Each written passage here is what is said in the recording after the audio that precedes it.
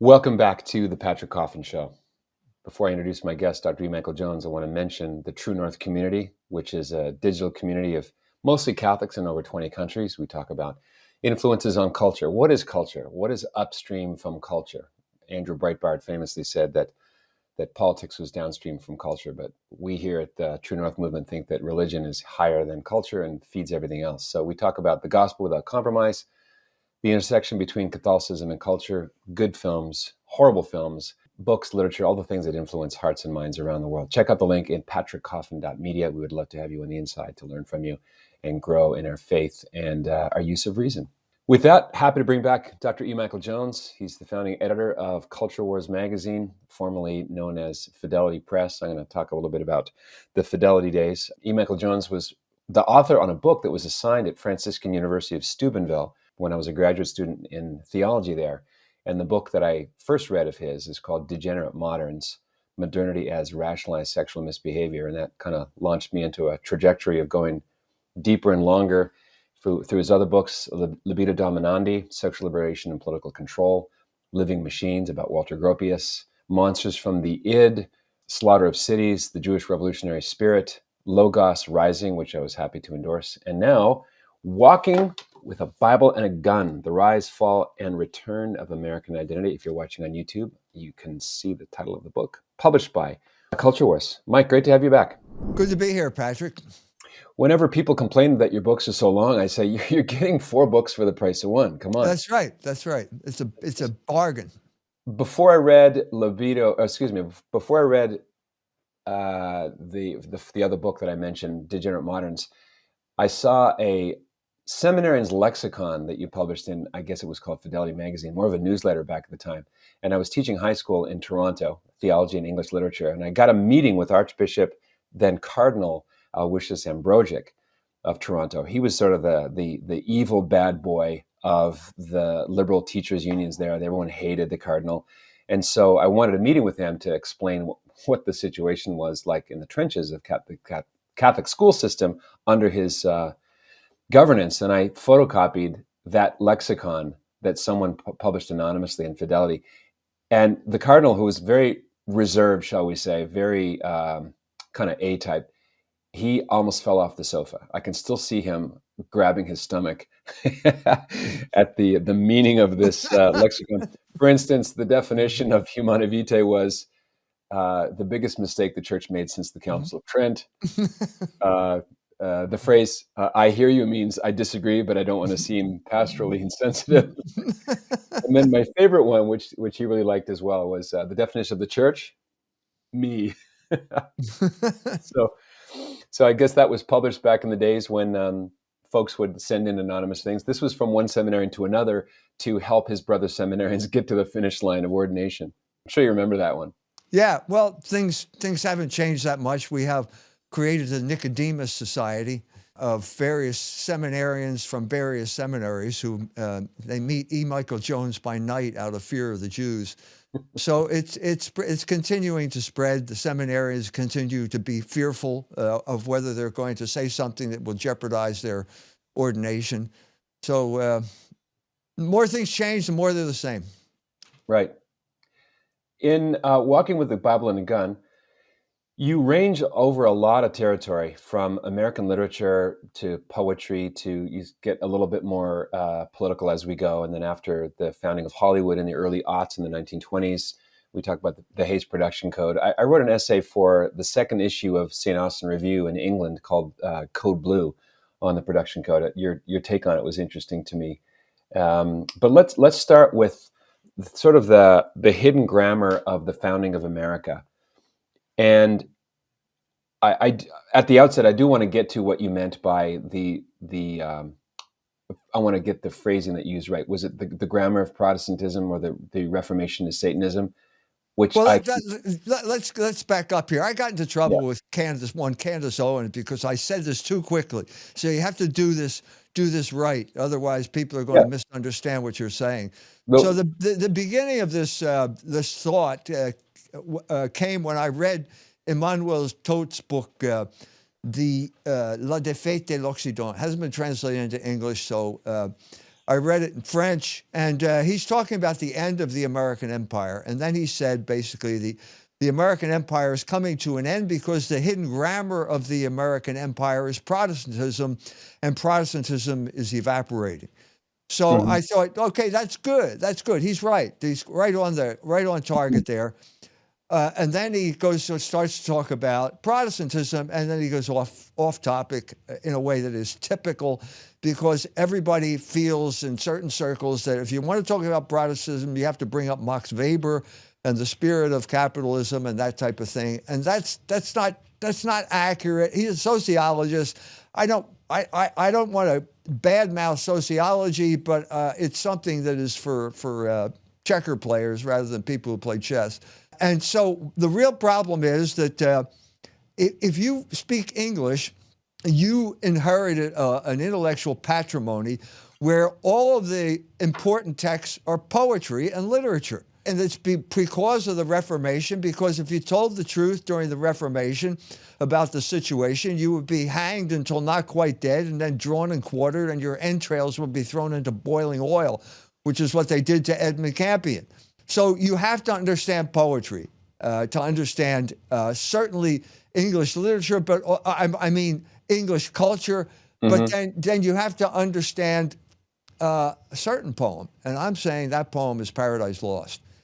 If you don't understand the influence that Paradise Lost had on English culture, both in England and in America, you don't know what's going on. And that's what led me, and I'm talking specifically about the beginning of Paradise Lost, which everyone reads. No one reads it to the end, but everyone reads the beginning. And I'm talking specifically about Satan's speech at the beginning of Paradise Lost, Hmm. where he wakes up in hell, the rebellion has failed, and he's trying to rally the troops, and he gives this absolutely stunning speech about what they need to do. We're going to get back at God. We can't go anyplace else. There's no place lower than hell. We've got nothing to lose.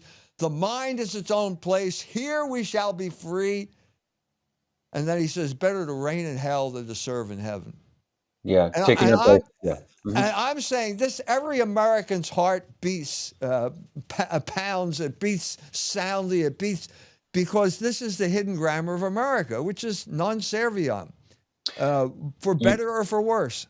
you just took away my observation. I don't even give the background when I say the basis of Protestantism. Protestantism's plural is satanic, not because Protestants are satanic or that they literally worship the devil, but because that non serviam is at the core of the Protestant principle. I am a micropope. I don't need this authority. I'm going to Right, go my own way.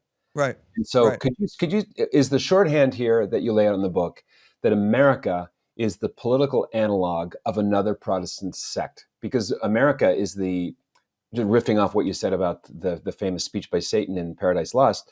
America is the Puritan revolt against Anglicanism. right, right. It's rebellion from beginning to end. And when it came over here, it had free reign. Let's face it. There's no one. The Indians are here. There's no higher civilization here that they have to either conquer or adopt or something like that, and they are basically on their own. Now, I'm saying that the principle that you have to use to understand this is the principle articulated in my book on beauty, The Dangers of Beauty, which is Aquinas's statement in his treatise on being about the primacy of existence over essence now, Mhm. in light of the understanding that God created the universe. Plato didn't know that. Aristotle didn't know that. And so for Plato, the primary operation was imposing essence on existence. So, you had forms like the triangle, you circle, rectangle, you impose them on stone, you put them together, you got a temple. That's Platonism in a nutshell. This is new. Aquinas said, no, the primary form is existence because God created the universe. And if you just look at existence, some logos will emerge from it and you'll have a new form. And that's exactly what Giotto did. He broke with Greek models, broke with the icon. And that's what everyone does because that's the way things are. And that's exactly what the Puritans did when they came to America. They were confronted with existence, which is the wilderness. We got to survive the winter. what the essence you brought is the Calvinist redaction of the Bible, which is a faulty, that's all you have. It's faulty. It's going to cause all kinds of problems. And what happens when the Bible, the Calvinism confronts the wilderness, you have the emergence of a new essence, and that's American identity. How did the wilderness get identified with the sort of the satanic ethos? You talk a lot about this, especially with the backdrop of the Salem witch trials and what happens in the Right, woods. The right, woods are a place of dark occultic activity. right. Total depravity. Total depravity is a fundamental principle of Calvinism, and they could never get away from it. The later Calvinists were embarrassed by it, but basically, it's an exaggeration of the fall. And so, if you want to talk about man, the result for man, we're talking about original sin, and basically, the analogy would be you're blind. Okay, if you're blind, you don't need glasses. Okay, and that has never been the position of the Catholic Church. The Catholic Church's understanding of original sin is that you're wounded, so you do need glasses. So if you have glasses, you can get through. Okay, so if you're totally depraved, they never understood the implications of what they said. And the first man who really understood the implications of total depravity was Nathaniel Hawthorne, who was a fundamental genius when it came to the hidden grammar of American identity. And the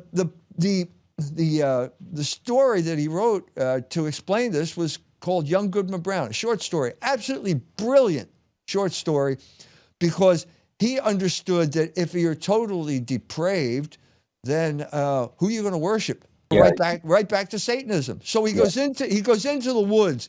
The story is he's there. He leaves his wife. His wife's name is Faith, and he leaves her and he says, "I have to go off into the woods." Well, the woods is where you go find the devil.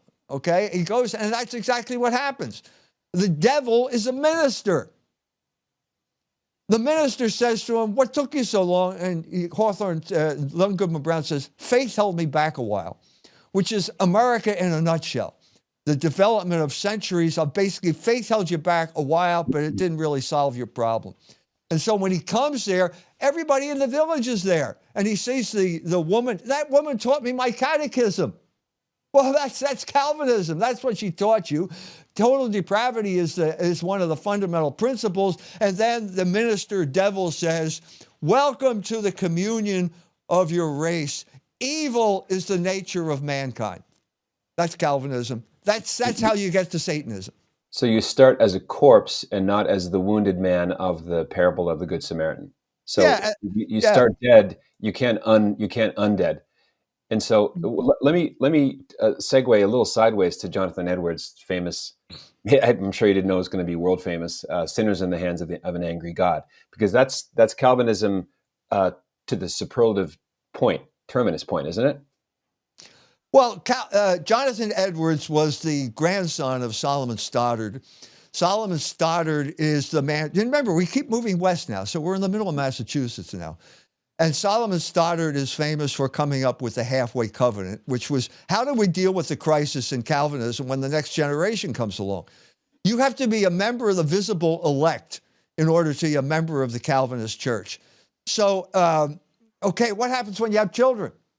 Well, the Jews solved this problem by you inherit it through your mother's DNA. Okay, these people would not do that. And so what do? Well, we'll have the halfway covenant. It's kind of a compromise, exactly what I said about your contact with the frontier. Your Calvinism is not going to hold up when faced with existence, when faced with the travails of existence on the frontier. And so you have to modify it. And then Edwards comes along and he realizes we just gave away the whole Calvinist principle, the rigorous Calvinism that we were supposed to be upholding. And he tries to go back to the original zeal of Calvinism, bolstered by reading Locke and Newton. You can go into that stuff. I read all of his stuff. It's all crazy. Doesn't make any sense. But that's what he was trying to do at a particular moment in time. So what was that particular moment in time? It was the Great Awakening. Now, this is another angle about this Calvinist religion. So the reformers Another principle of reform is sola gratia. You're saved by grace alone. They announce this at the very moment they cut you off from the source of grace, which is the sacraments of the Catholic Church, specifically confession. And at that point, you go crazy. And I'm saying you go crazy because you have these periodic outbursts of craziness, like the Salem witch trial, like the Great Awakening. Great Awakening is a better example, where everybody, the guilt builds up. You can't take it anymore. You have these revivals, and they're rolling on the ground, frothing at the mouth, listening to Jonathan Edwards call them there. The God abhors you. You're a spider dangling from a thread over the flames of hell, and you have nothing to stand on. That was his attempt to resurrect Calvinism. He failed. Nobody's going to go for that. It's okay. You can roll all on the floor in that tent all you want. You wake up the next day, and you got to go back to the farm, and you got to start over again. Mm-hmm. So you got a little bit of catharsis, because even if you confess to someone else, it has a cathartic effect. But it doesn't last. And you have the Second Great Awakening, and so on and so forth, up to Promise Keepers, which is basically Protestants gathering in a football stadium and confessing their sins in the aftermath of the sexual revolution. Yeah, that also backfired. It didn't take, and they were still the objects of derision by the press and everyone else, including Orthodox Christians. Sort of close but no cigar. I remember reading a book when I hosted a live radio show, and it was called Losing God. I don't remember the name of the author. He was a young Calvinist missionary. It was about his journey through the darkness of depression, really horrible bout of depression. And it's clear from reading the book, I wish I remember the name, Justin or maybe Josh something, I forget, but you can tell he's wrestling with not brain biochemistry or existential angst of his own existence through whatever temporal problems he was having, but whether or not he's part of the saved or the damned. Absolutely. That's the back. He's filled with anxiety because there's not a damn thing he can do about it. That's right. That's right. And so the Puritans were obsessed with signs of election, like a wolf broke into the chicken coop last night. This is a sign that I'm not part of the elect. This is the type of thing. They write this in their diaries all the time. The Puritans write down these diaries, trying to. So how do you know? Well, you don't know. There's this constant insecurity that haunts this group of people. And he only exacerbated it when he said, you have nothing to stand on. There's no metaphysical foundation for what you're doing. There's philosophy, Aquinas would say, is the basis for belief. It's a prelude to belief. You can know that God exists by reason alone, but you've denigrated reason. Luther said reason was a whore. And so you end up with this total insecurity, and you're constantly trying to solve that problem. Could you say this is the shadow side of sola fide? Because if you believe that faith alone is the mode of salvation that works play no part at all, then you're going to have to adopt this blessed assurance heresy to patch up the leak in your boat. And you can't know. Look at one guy who believed that firmly was televangelist Jimmy Swaggart until he was caught with hookers. And then he, had his famous tear fest. Jimmy, the guy who understood that intimately, perfectly, was Nathaniel Hawthorne, and the book was Scarlet Letter. So here's this is your PhD thesis. Yes. Did you write in Temple University? Did you focus on Nathaniel Hawthorne? Am I remembering? I did. Correctly? You're right. It's called The Angel and the Machine. That's my dissertation topic. It's published as a book. And that's basically two images in Hawthorne, the angel and the machine, which correspond to German idealism and materialism. Mm-hmm. And he doesn't have a coherent rational psychology. Basically, a man is an angel inhabiting a machine. So that was my doctoral dissertation. But the Scarlet Letter, it's every book. He was obsessed with. He couldn't come up with a coherent rational psychology, and so he alternated between the angel and the machine. Mm-hmm. But if you come to the Scarlet Letter, you're talking about the fundamental problem here. I think it's more sola gratia, okay? But basically, I'm saved. Well, how do you know you're saved? Or better still, there's a better point here is what happens when you commit a mortal sin after you're saved? What happens when you commit adultery after you're saved? There are two options. Either you're not saved or adultery is not a sin. They're the only two options.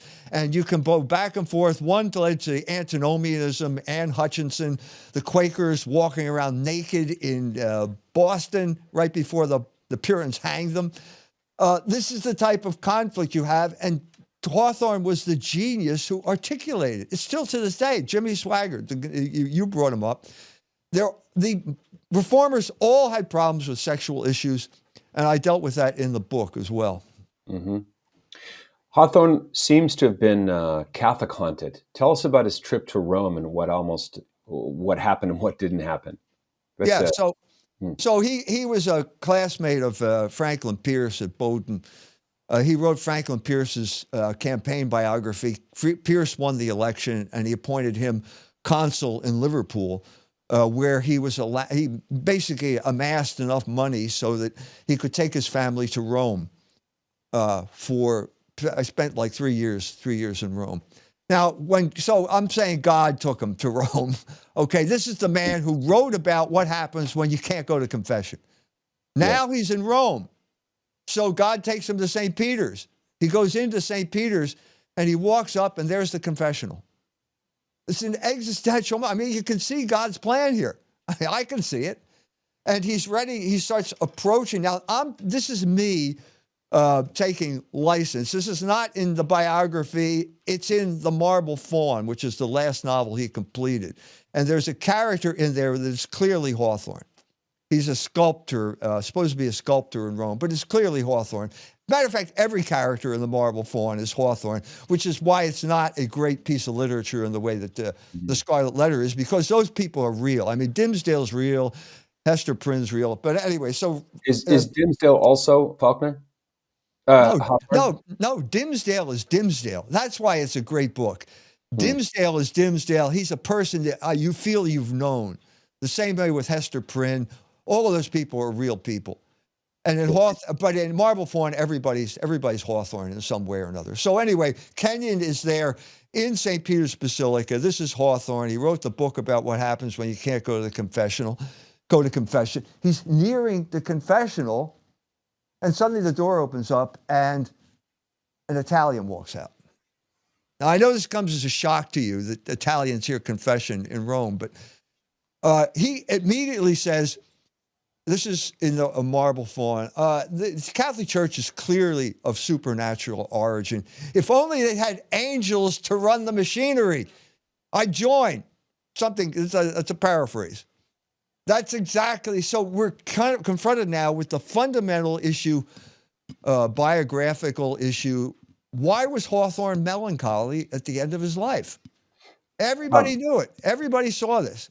This is it's my attempt to explain the fundamental biographical problem with Hawthorne, which is why was he melancholy at the end of his life? So he ended his stay in Rome, went back to New England, back to dreary New England after sunny Italy, and he built a new house, had a tower in the house. That was his studio, and he sat there for years looking at unfinished manuscripts, and he couldn't write. You got the worst case of writer's block in the history of American literature. Can't finish them. So they say, well, Franklin Pierce is worried. So they say, well, Franklin Pierce says, let's just go for a little trip, a little vacation. And he died on the vacation. He died in New Hampshire. Mm-hmm. So they brought him back, and the entire literary establishment of America there, the New England Renaissance, comes to his funeral. Ralph Waldo Emerson was there. Henry Wadsworth Longfellow was there. All of the Franklin Pierce is there. They're all there. And Henry Wadsworth Longfellow writes a poem about what happened here.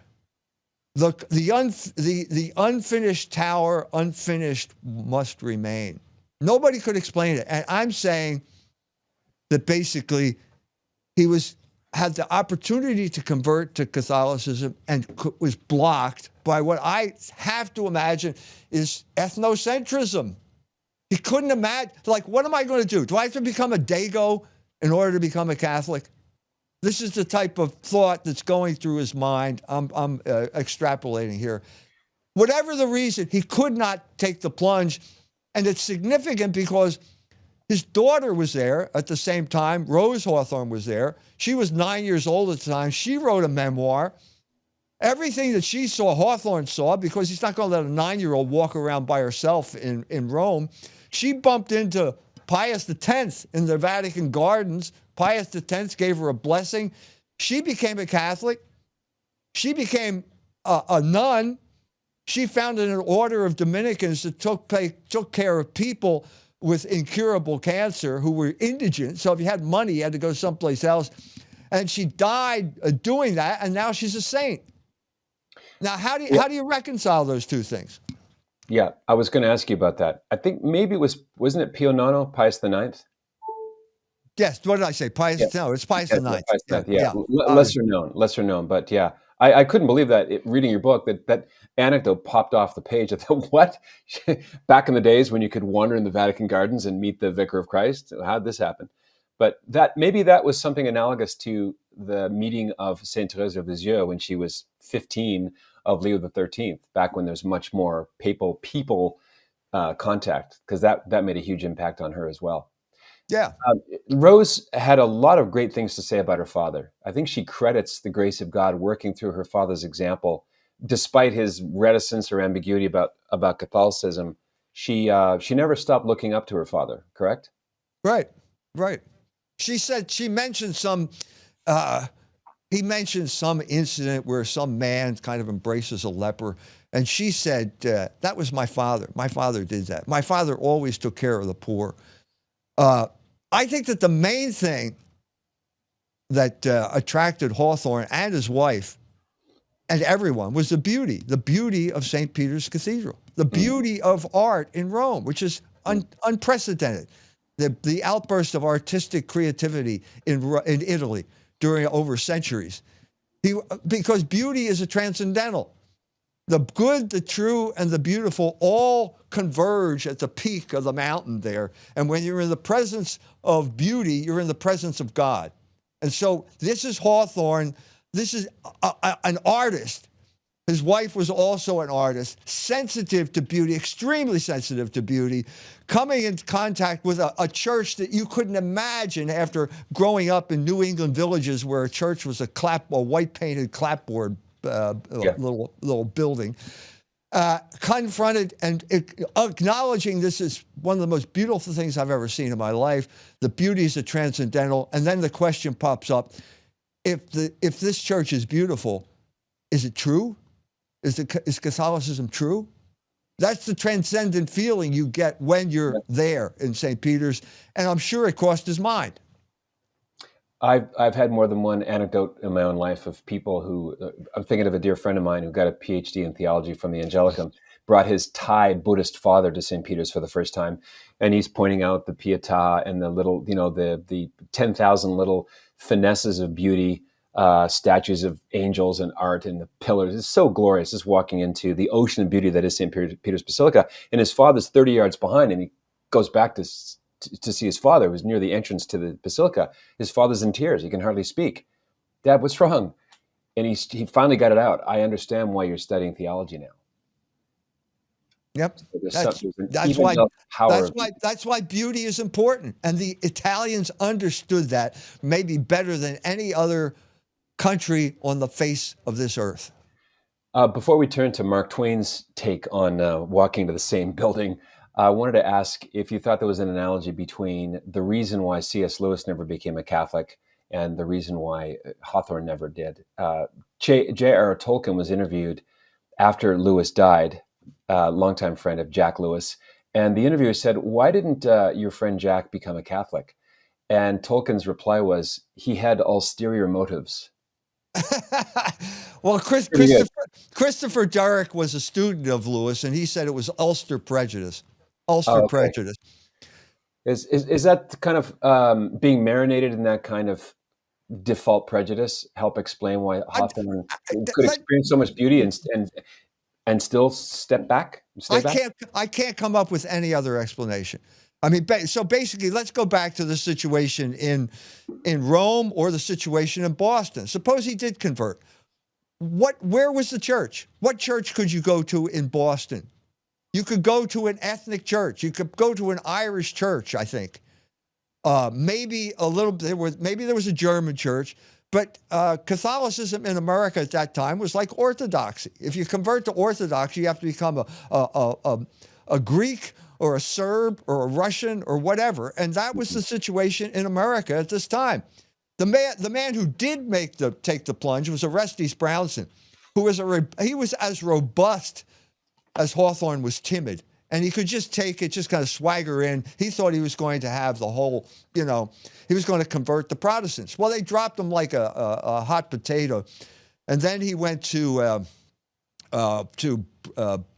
New York because Dagger John Hughes was the bishop there, and Dagger John liked what he was writing.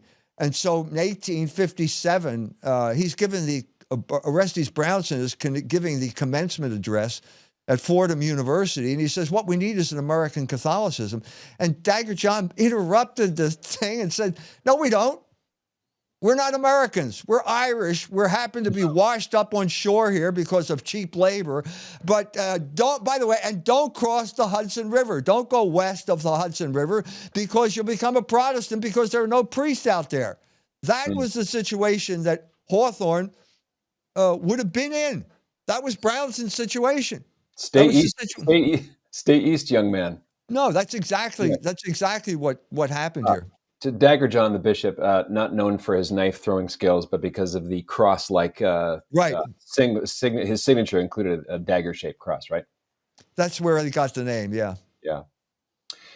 A heroic figure of that early period. If you want an artistic correlative, it's in Scorsese's Gangs of New York. There is a scene of Dagger John standing in front of St. Patrick's Cathedral surrounded by burly Irishmen who are ready to beat you up if you go near the church, the nativists. And he threatened to turn New York into Moscow if you touch this church. In other words, he was going to burn down the entire town if they touched St. Patrick's Cathedral. Mm-hmm. Talking about popes, and I mentioned Leo XIII. And I wanted to ask you about the American heresy, because it's a sub-theme of your book. What is the Americanist heresy? Well, it's basically a misunderstanding. There is a reality there. Okay, so we talked about Dagger John. If you go to John Ireland, the Bishop of St. Paul, was a flaming Americanist who shocked the world, shocked Rome by basically supporting the United States in the Spanish-American War. Wait a minute, aren't they Catholics in Spain? Why are you supporting these Protestants? Because he was a flaming Americanist.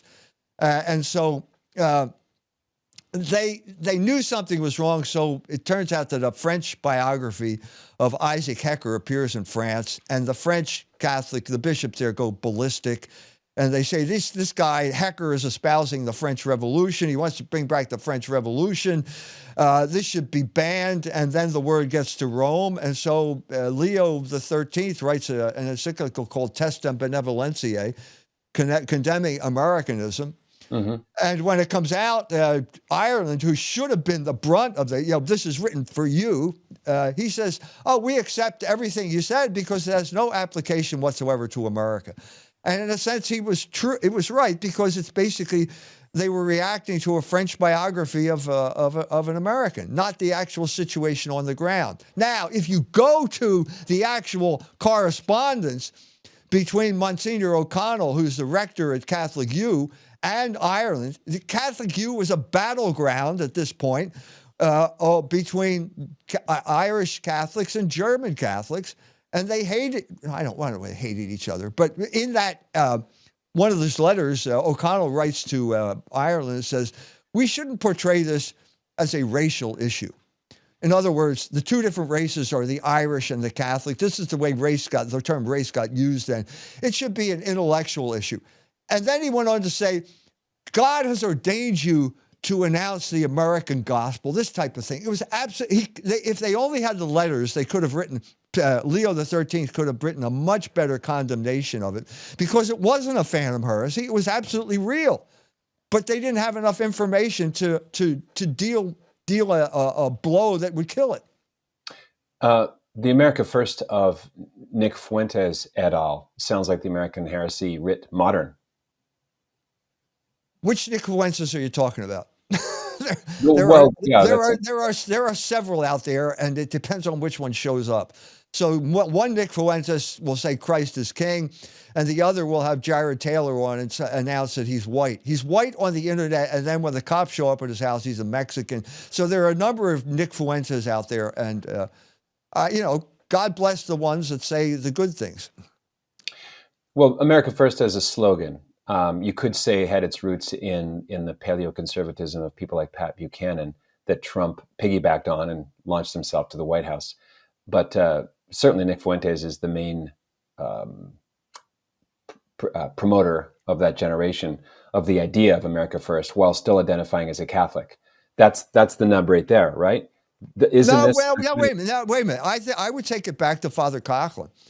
Father Coughlin, the man who's really associated with Charles Lindbergh. So Father Coughlin, Charles Lindbergh, and Henry Ford. I think this is the triad that you need to do to understand America First, because they were trying to keep America out of the war. And Lindbergh gave a speech in 1937. Iowa was one place, St. Louis was another, in which he said there are three groups that are trying to get us into war: the Roosevelt administration, the English, and the Jews. As soon as you say the Jews, you touch the third rail of American politics, and the Jews have been waging jihad against them even after they're dead. For this time. That was America First. Henry Regnery, I knew him personally, the man who created conservatism by publishing William F. Buckley's God and Man at Yale and Russell Kirk's Conservative Mind. His father was the treasurer for America First. And on December 8th, 1941, the FBI showed up at his father's house and demanded the mailing list for America First. And they killed it. Killed America First. The FBI killed America First. Which was, in that time, the bastion of what would be labeled pro-isolationist policies. Absolutely, yes. That was a pillar of America First. It was basically a battle between the Jews on Wall Street, the finance crowd, and the manufacturers on Main Street, mainly in Detroit, like Henry Ford, who felt that the government should promote manufacturing rather than finance. So that was the battle. And the Jews, the English, and the Roosevelt administration won the moment Pearl Harbor happened. Look, can we hit rewind a little bit? Because I didn't want to miss Mark Twain, another quintessential American man of letters. Samuel Clemens also goes to Rome, and you record that his reaction to seeing the beauty of St. Peter's was like the attitude of a real estate agent scoping a property. Yeah, like we can turn this into a condominium. So because it got real high ceilings, so we can do that. Yeah. So what happened? So Hawthorne died in 1864. That's the end of the First Republic. The end of the Civil War. The Second Republic begins in 1865 with the end of the Civil War, and it goes to 1945, which is the successful conclusion of World War II. Now, at this point, you had to Hawthorne. That was the age. That was the end of the American Renaissance. We have a new era now. And William Dean Howells, who was the editor of Atlantic, decided we need to have a new American literature. And this now we're going back. Forget it, North-South. Nobody wants to touch that anymore. It's too sensitive. That was the Civil War. Let's go back to the East-West trajectory. And so we'll get the guy from the West, which is Mark Twain, bring him in, and we'll put him together with the guy who goes east, which is Henry James, an Anglophile. And this will be the new trajectory of American literature. So Twain, that's how Twain got his start with the Atlantic. Before he did that, though, I mean, he's a very ambitious guy, and he knew which side. He knew how to cuddle up to influential people. And the man who made his career was Henry Ward Beecher, the minister, the son of Lyman Beecher, who was the last Calvinist.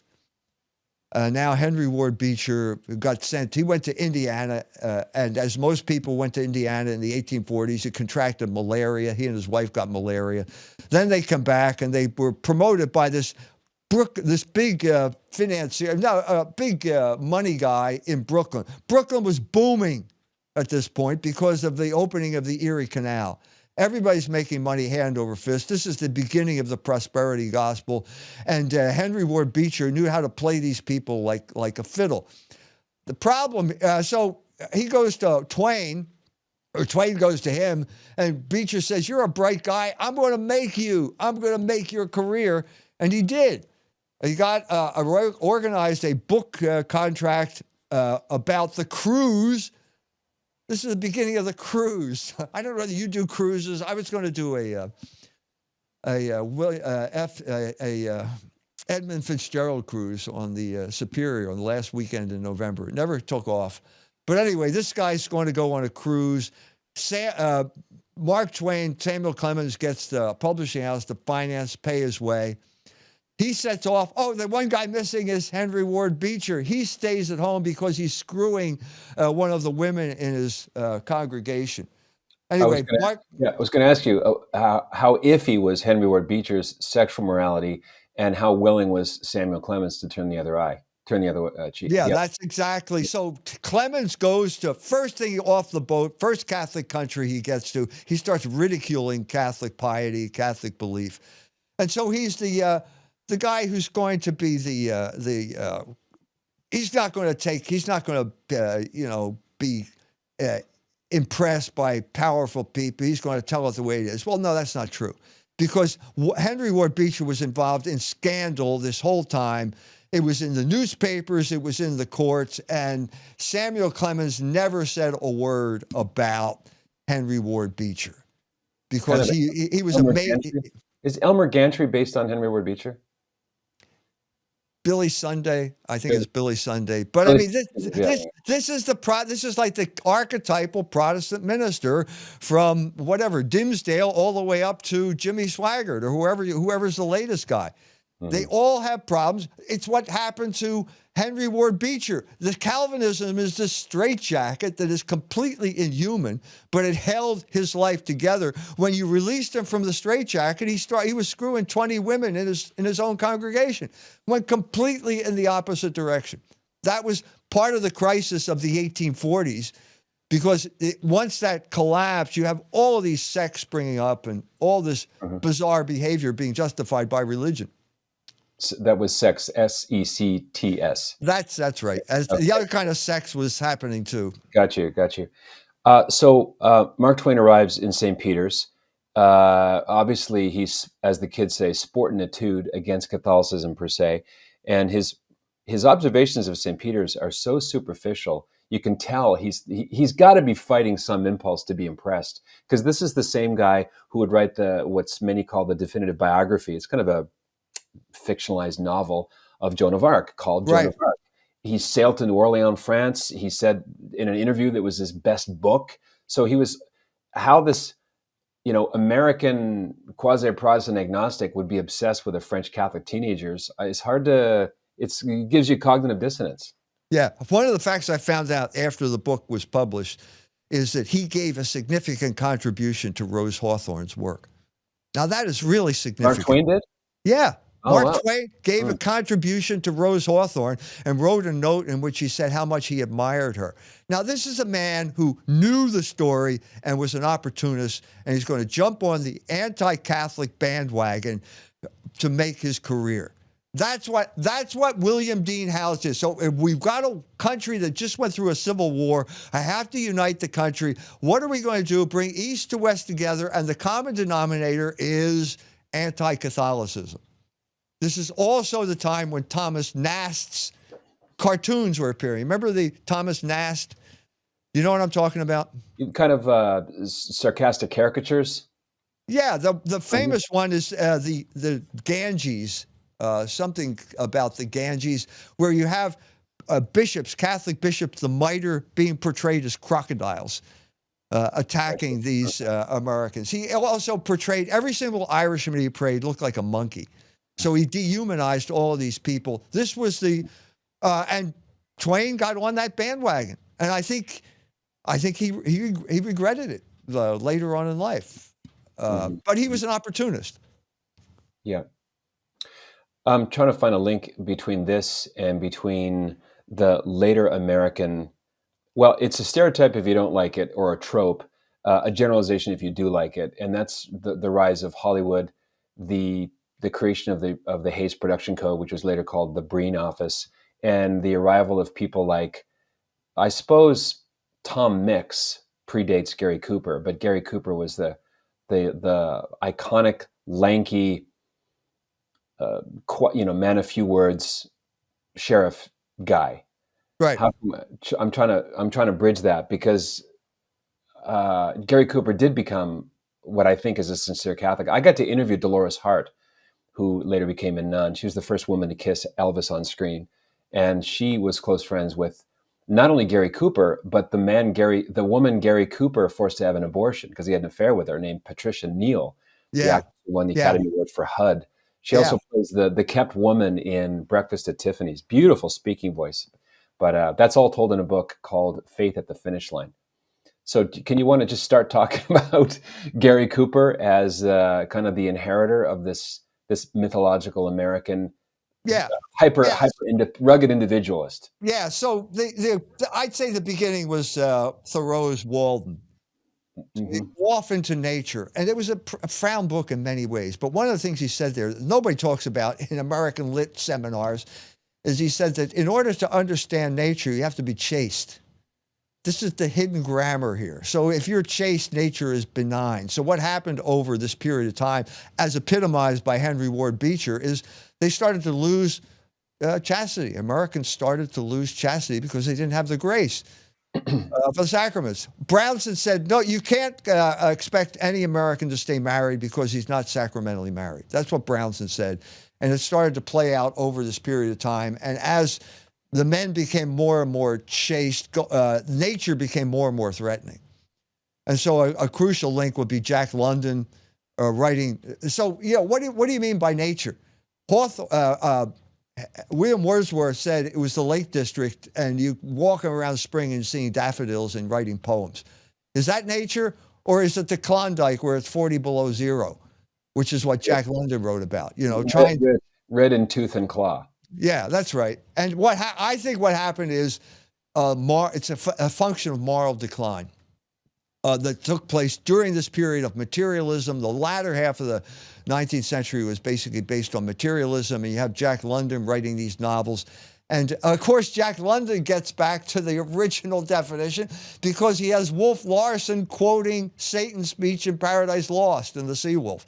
So he gets back to that. That's the constant here, the non serviam. But so now you got Hemingway, he's Nick Adams is like Jack London, which is like Thoreau, except that nature is changing. Hemingway, because you're a jerk, because you dumped your first wife, because you committed adultery, because you drink too much, because your conscience bothering you. And this is the whole new context of the understanding of nature. And at this point, you're obviously the technology changes, and we're talking about the rise of a new technology, which is the motion picture, which the Jews stole Edison's camera. It's that simple. They took it to Hollywood. He tried to sue them for years after that, and they created Hollywood, and Hollywood immediately got into subverting the morals of the American people in the 1920s. The Protestants tried to rein them in, didn't work. Catholics did effectively break Hollywood. They instituted the Production Code 1933, and from 33 to 65, you had basically no nudity and so on and so forth. It was Yeah. during this period of time that the cowboy emerged. It was a novel based on a novel called The Virginian. The cowboy is the man in nature. He's Thoreau, but now it's the frontiers out west. And the Virginian is the source of that. And the man who brought that to film was Gary Cooper. He starred as the Virginian, and it came out, I think, in 1929. Now, what happens here at this point? When it gets to Hollywood, you're talking about Jewish control of the image, which means Jewish control of American identity. That's how it started. Hollywood became incredibly influential at this point. And at the same time that Hollywood's rising, Walter Lippmann writes a book called Public Opinion, which is Mhm. a total repudiation of Jeffersonian democracy. He says that specifically. He says, life is too complicated now. Maybe it worked in the 18th century. It's too complicated now. You need experts to run the country. And by expert, he means Jew. This is what we're Yep. talking about, the rise of the Jewish expert, psychoanalysis, all that type of stuff. And then they come in, this lady by the name of Alyssa Rosenbaum arrives. She's a Russian Jew. She takes the name Anne Rand and she becomes a script writer in Hollywood. And she writes The Fountainhead. She does the filming of The Fountainhead. And she says, I got to have Gary Cooper playing the main role because he is the archetypal American. And so Mhm. that's how it morphed into, well, the rest is history, as they say. Yeah. Quick insert in case someone's going to say this is anti-Semitic. People should read Neil Gabler's book called An Empire of Their Own, How the Jews Invented Hollywood. He's a Jewish pundit, or used to be on Fox. He tells the whole story. Basically, the films were considered an artifact to be sold as a commercial product, like shoes or hats or mechanic work. Hollywood was chosen because of the sunlight. You could save money because you didn't have to have expensive lights all the time because it was so, the 310 and 323 area codes, we now say, were so bright and sunny. So An Empire of Their Own by Neil Gabler. I'll put a link in the show notes for that. Yes, yes. And then But Gary, he did one cowboy movie after another. I'm thinking, is it not A Farewell to Arms? That's the Hemingway. Sergeant York, about the the guy like Desmond Doss from Mel Gibson's Hacksaw Ridge, a pacifist, a soldier in World War II, World War yeah, One rather, yeah, yeah, and then of course High Noon, Will Kane in High Noon. yeah, yeah. So I'm saying that. So basically, the cowboy became the archetypal American. You couldn't believe during the 1950s when I was a child how many cowboy movies were on television. Basically every TV show was a cowboy Yeah. show. The Rifleman, All you go down the Bonanza. line. Yeah, yeah. When you think about it, there's a lot. So the Yeah. man who really used this to ignite his career was Clint Eastwood, and he did was on Rawhide, and he played a character named Rowdy Yates. He was a kind of second banana there, but he was so brilliant. He was so handsome, good actor. He just took over, and then it metamorphosed into spaghetti western. Sergio Leone took him over there to Italy, actually Spain, where they filmed these things, and it became more and more mythic. The cowboys becoming more and more mythic at this point. Hmm. And then he comes back to America, and he does like the archetypal American of the 1970s, which is Dirty Harry. Yeah, feeling lucky, punk. Yeah. So Yeah, so Mhm. the context here is by night. This is 1971, I believe. Yeah, Everybody's tired of the civil rights movement. It's not like saintly Martin Luther King anymore. It's the Black Panthers, especially in California. They were headquartered in Oakland. They are getting too uppity. Martin Luther King is a follower of Gandhi. These guys all have guns. They are involved, they're criminals, they're involved in murdering cops and things like that. And everybody's getting upset. I mean, we're sick of this. We're sick of this. And he articulates that resentment in Dirty Harry. He did it for a number of films. But basically, it's always Dirty Harry confronting a black guy. yeah. It's Archie Bunker with a Magnum gun. So that famous scene where there's a bank robbery and Dirty Harry walks out, and there's the guy lying on the ground, and he says, I know what you're thinking. You're wondering, did I fire 5 shots or 6? And to be honest with you, in all the excitement, I don't know. But I just want to ask you a question. Do you feel lucky, punk? I mean, yeah, finally someone's standing up to these uppity Negroes. And that became his deal. And so Sudden Impact was another one where it's the same story. The black criminal has the white waitress, and he says, "Go ahead, make my day." And then Ronald Reagan takes that and he gives a speech toward the Senate, and he says, you know, if you veto this, go ahead, veto my bill, make my day. So it was obvious that he was having a tremendous impact on American identity. He epitomized what it meant to be an American. The guy who, I'm going to take, like Gary Cooper in High Noon. You can't depend on anybody. You got to do it on yourself. Grace Kelly's the Quaker lady, his fiance. They just got married. They're going on the honeymoon. No, I got to go back and stand face down these criminals. And she's saying, no. Let's just go on our honeymoon. No, I got to go back. He goes to the church, gets no support from the church, and finally there's this confrontation. But the interesting thing about that film is Grace Kelly, it comes down to a confrontation. The bad guy's going to shoot Gary Cooper in the back. That's Grace Kelly's husband. There's a gun there. Grace Kelly picks up a gun. A Quaker picks up a gun. It's like Daniel Boone all over again. Picks up a gun and shoots the criminal in the back and becomes an American by doing that. You know, forget your religion. Pick up that gun and shoot the guy. Your religion's all crazy. Quakers are crazy anyway. That's the archetypal American by the 20th century. So Gary Cooper doesn't hand the crown over, or the baton. It's taken up by Clint Eastwood. Similar MO, a similar overlap with Republican politics. He was handing out jelly beans when he became the mayor of Carmel.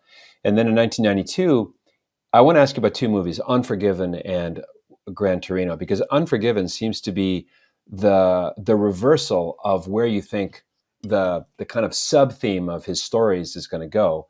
It ends with death. It ends with the title, Unforgiven. Sort of some of the glory is a little tainted in Unforgiven. Guess where that goes back to? It goes back to the Scarlet Letter. You're unforgiven because you can't go to confession. Because you force women to have abortions that you fornicated with, and where's that pool of guilt going to go? That's right. It's going to go into your movie. It's going to go into your movie called Unforgiven. Right. I know. That's it. And so you have like a remake of High Noon. They're only women in Unforgiven are whores. There's not one woman who's not a whore. You have in High Noon, you have a church with the women who are saying, yeah, he made the town safe for women. No, they're all whores. The cop is a criminal. It's hell. And exactly what Gene Hackman says at the end, right before he shoots him, he says, I'll see you in hell. That's America. That is America. It's like when Ben Franklin was asked, what kind of government do we have? He said, it's a republic if you can keep it. Well, Unforgiven is proof that you couldn't keep it. You could not maintain that chastity, which is essential to the social order. Now every woman's a whore, and the cops are criminals, and you die and go to hell. And that's it. That's the end of the Western. But it's not the end of Clint Eastwood. Yeah.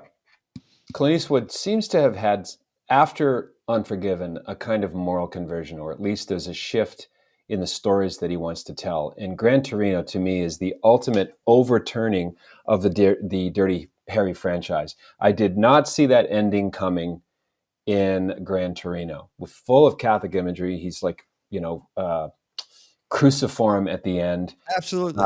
Walt Kowalski learns how to love his enemies, and it's the action of that is the grace of the sacrament in the presence of this young. You're absolutely right. Young priest. I was stunned. I was absolutely stunned when I saw this movie because of the way Clint Eastwood took that symbol that made him famous, that speech I just gave in Dirty Harry, and turned it completely around. So he has to be. So now Walt Kowalski's the last Polak in Hamtramck after everybody has moved out, and the Hmong have moved in next door, and they have a gang too, and he's getting involved with this whole thing. And so he does the scene again. Let's confront the black guy again. They're harassing the Hmong girl. He pulls up in his pickup truck and he says to the girl, get in the truck. And the blacks will say, hey, get your wrinkly white ass out of here, you white, and so on and so forth. Mm-hmm. And he says, reaches in, and it's his hand. His index finger. Yeah. And they say, aha, look at you. And then he pulls out a gun and says, oh, okay, man. And Mm. then he takes that scene. She gets in the car, goes back. The whole plot goes on, and he reverses it completely at the end. This is a work of absolute genius. Absolute genius. Yeah, it's a really riveting film. If you haven't seen Gran Torino, please check it out. Every Catholic should see this because what it is, I'm saying, this is the emergence finally of a Catholic identity. A Mhm. public Catholic identity, a public figure who is identifiably Catholic, dealing with identifiably Catholic issues that go all the way back to the fundamental problem of American identity, of American existence, which is you can't go to confession. Mhm. Little pause issue we're gonna fix. Mike, can you hear me? I can. Okay, a little connectivity. Yeah. Um, you mentioned that Gran Torino is a kind of an extension of the Dirty Harry franchise, but it's ironically and paradoxically inverted at the end. It's also The Searchers about halfway through. Yeah, The suburban, burned out Detroit suburbs are now the new nature, the new wilderness, which needs a new cowboy. yeah, yeah. And it's John Wayne and the Searchers Yeah, and Debbie, right? that's The girl's Debbie. another profound American movie, It's and interesting. deals with the what I've been not talking about this whole time, which is the racial issue. You know, Hmm. there is this racial narrative. It's always in competition with the religious ethnic narrative. Racial narratives north south. The ethnic narrative religious is east west, and they're always coming in contact with each other. And here we have the Searchers. A novel gets written 1954, which is the year that America goes full blown racial with Brown versus School Board and introduces race as a category, official category of the government of the United States of America. In other words, you can act according to race in a way that harkens all the way back to Virginia, the beginning of the whole racial problem. And so that's the context here. In other words, we're at the beginning of the civil rights movement now, as opposed to Dirty Harry, which is the end of the civil rights movement. Hmm. A quick insertion. I think 1954 was also the year that the Knights of Columbus successfully rallied enough people to get under God included in the, one nation under God. That was another Catholic insertion into Yeah, American identity. yeah, That was 1954. yeah.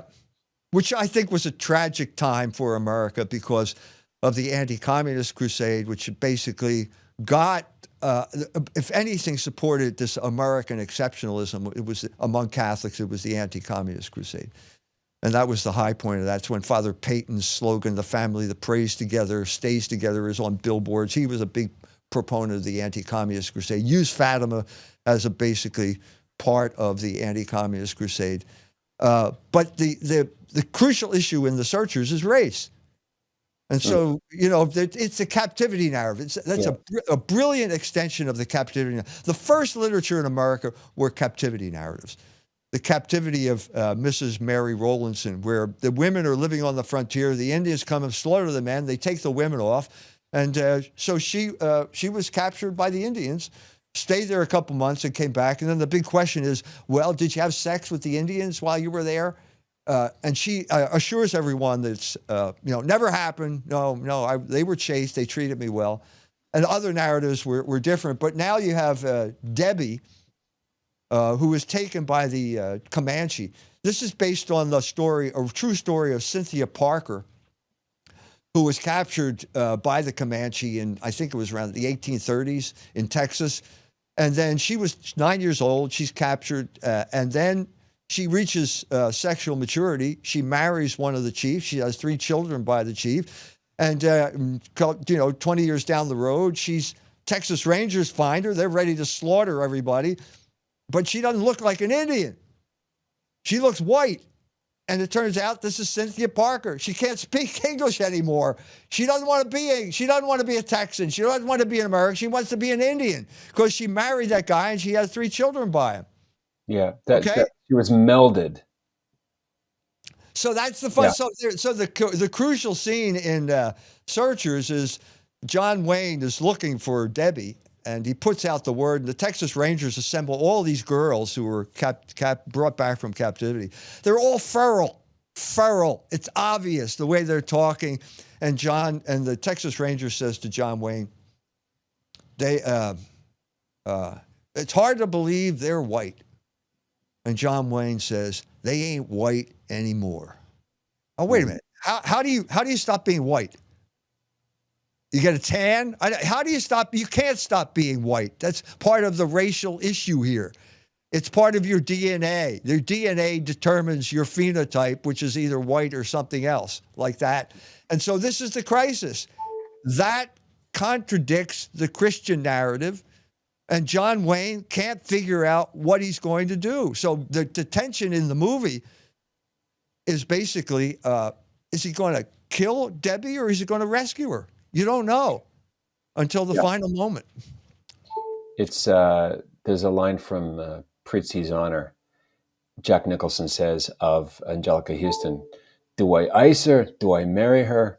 Of course, that one is more comedy, but yeah, John Wayne brings that out very well in The Searchers. Is that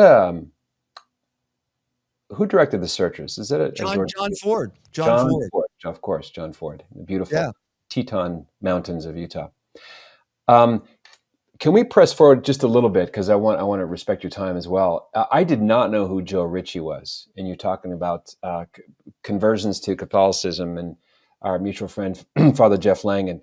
Maybe give a thumbnail sketch toward the end of the book. You talk about Joe Ritchie. Who is he, and why is he significant? Yeah, Joe entered my life. He was a master of the universe.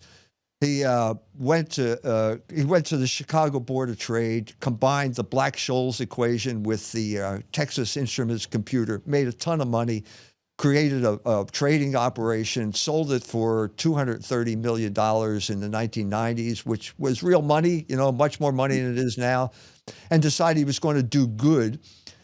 He had been in Afghanistan as a child. He was going to go there. He tried to, he found the guy that could have united all of the tribes in Afghanistan. And he and his brother James were working with the State Department. And just as they're ready to get this guy installed, the CIA kills him. So this is the tragedy of Joe Ritchie. He went into Rwanda, became friends with the guy who ended the genocide. They made him, a big ambassador to Rwanda. He started a pharmaceutical firm there, and then got stabbed in the back when the Rwandan government invited Pfizer in, which killed his investment. So he ended up broke, okay? And he died. He died during the COVID thing, and I'm at his funeral, and his wife says to me, "Have you seen the house?" I said, "What house?" "The house that he bought in Carmel.